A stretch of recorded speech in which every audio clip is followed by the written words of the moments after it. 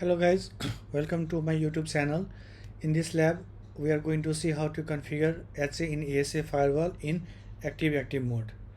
So basically, in case of active configuration, both unit carries traffic, right? For creating active failover, configuring both ASA devices in multiple context mode is required.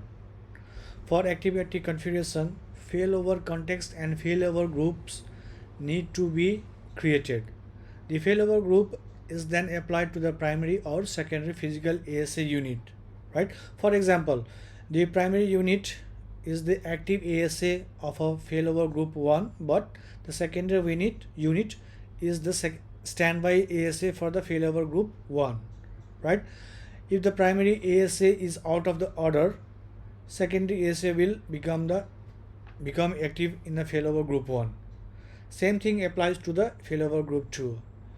So as you can see in my topology diagram, I have two ASA firewall, and both ASA firewall are in a scratch. I mean, there's no any configuration here yet right now. So what we are going to do, we have to enable a failover and start the configuration.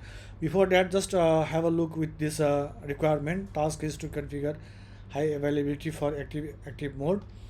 Now failover IP will be 10.10.10.1 and 2, and the failover interface will be Ethernet 2, and the stateful failover interface will be 10.10.11.1 and 11.2 for ASA1 and ASA2 respectively, and the stateful interface will be Ethernet 3, right? So now let's get started. Before starting, what we have to do, we have to enable a multiple context mode in both ASA firewall. So how you can enable? We have to go to the global configuration mode, and then we have to type mode multiple. Then it will ask to restart. So we'll restart the firewall. Similarly, we will go to the ASA2 config mode multiple. So it will start. Yes. So it will take some time to boot the process. So I will pause the video and we'll resume once it has been restarted completely. Okay guys, now you can see ASA1 has been started completely, and how about ASA2? It is still starting. That's it. Let us complete the configuration in ASA1. So let me go ahead and config. Let me assign the host name first, ASA1, right? So now the first step to enable in the fire ASA is to enable the failover. So that enabling failover I will do at the last. So before that, let me complete the further part. Like first, we need to assign a primary role to this ASA1, right? So failover LAN unit primary, and then second is to assign a failover interface. So I'm going to put LAN failover LAN interface. I'm going to give a name like LAN, and Ethernet 2 means Ethernet 2 is going to act as a failover interface, right? So you need to type it manually, Ethernet 2. Now you can see all the interface has been cleared. So now the third step is to assign a stateful interface. As you can see, a stateful interface is a ETS3. So failover, now link. I have to give a name state, now ETS3, right? Same thing, all non failover interface is clear, configuration is clear. So now next step is to assign IP address to both interface, failover interface and stateful failover interface. So what we have to do, failover interface IP LAN 10.10.10.1, right? 255.255.255.0 and 10.10.10.2. As you can see, 10.10.10.1 from this diagram, I mean requirement, the failover IP will be 10.10.10.1 and 2 for ASA1, ASA2. So failover interface IP LAN, that's it. Standby 10.10.10.2, right? Now similarly, failover interface IP state, right? I have given a state to the stateful failover. So IP state, it will be 10.10.10.11 11.1 255.255.255.0 and standby should be 10.10.11.2, right? That's it. Now failover, we have to assign a group, failover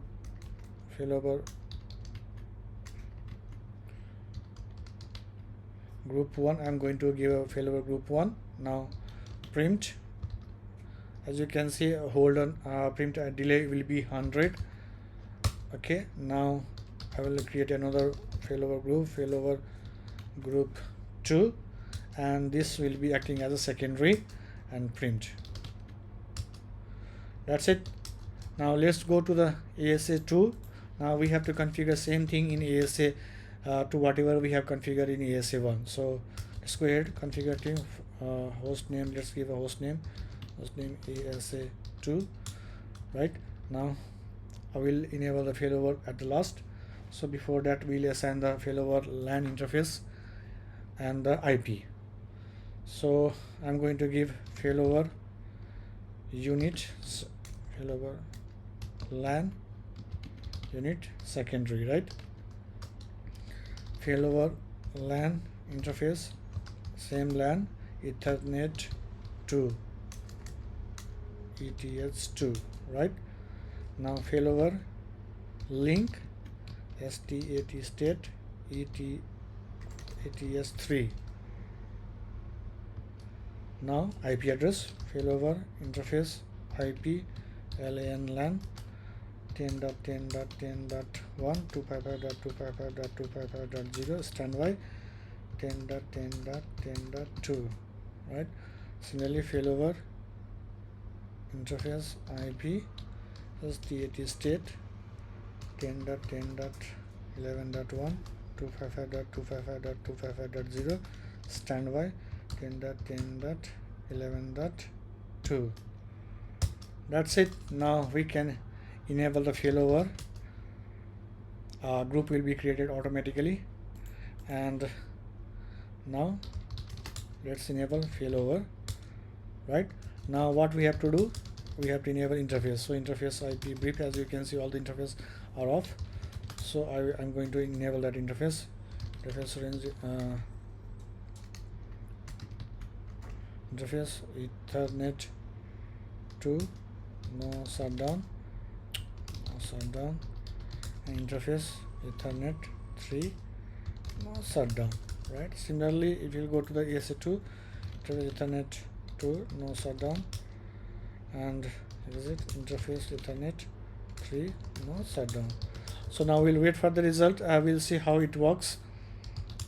Now so interface IP, as you can see, no active mode is detected.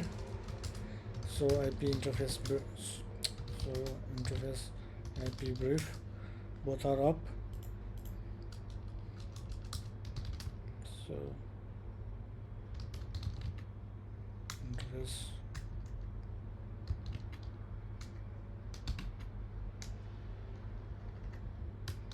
interface IP brief, all are up.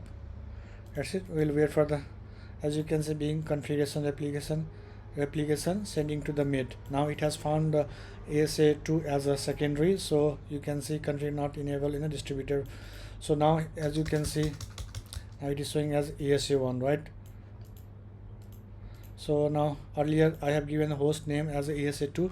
Now replication has been done. In of the configuration replication from the mid means all the synchronization of the configuration has been done from the ASA between ASA1 and 2, because ASA1 is acting as a primary primary unit. So whatever we are going to configure ASA1, it will be replicated automatically in the ASA2.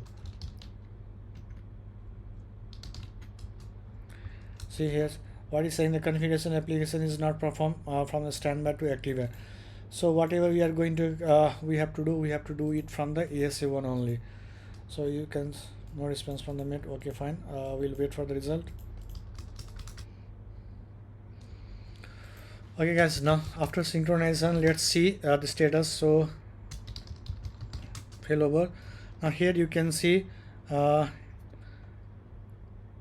failover unit is primary and failover LAN interface is Ethernet 2, and then You can see failover group 1 and group 2. Now here you can see this host is a primary.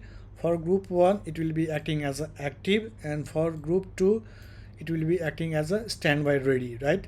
Now other host means ASA2, that is acting as a standby and secondary. For that in group 1 it will be acting, ASA2 will be acting as a standby ready, and group 2 it will be acting as a active. I mean ASA2 will be acting as a active in a group 2. Similarly, let's check. So failover, right? So now here you can see this is a secondary unit by default. I mean by physically it will be secondary, but in the context group, for the group 1 this host will be acting as a secondary. Okay, fine. For group 1 it will be acting as a standby, right? Because ASA1 will be acting as a active in a group 1. Similarly, now for group 2 it will be acting as a active because ASA1 is acting as a standby ready, right? Now similarly, now for the other host, I mean the primary, group 1 will be acting as a active, right? Because here you can see in the group 1 host it is primary is active. Similarly, for the host 2, I mean for the group 2 primary, this one will be acting as a standby, right? So it is same thing, whatever it is showing it is opposite on this one, right? So in the short, in a group 1 this ASA1 will be acting as a active, and group 2 ASA2 will be in ASA1 group 1 will be acting as a active, and ASA2 will be acting as a secondary standby. So now by this configuration both ASA1 and ASA2 is active in a one other group, right? Because ASA1 is active in a group 1 and ASA2 is active in a group 2. After that, whatever is we are going to configure all those VLAN in the LAN side. So we have to assign that VLAN, that network on that particular group, and based on that traffic will be carried by the both ASA firewall. So it will be acting as a active because both ASA will be carrying the traffic, I mean will be responsible for forwarding the traffic. I hope this video is informative for you, and if you like this video, please like and subscribe my channel. Thank you very much.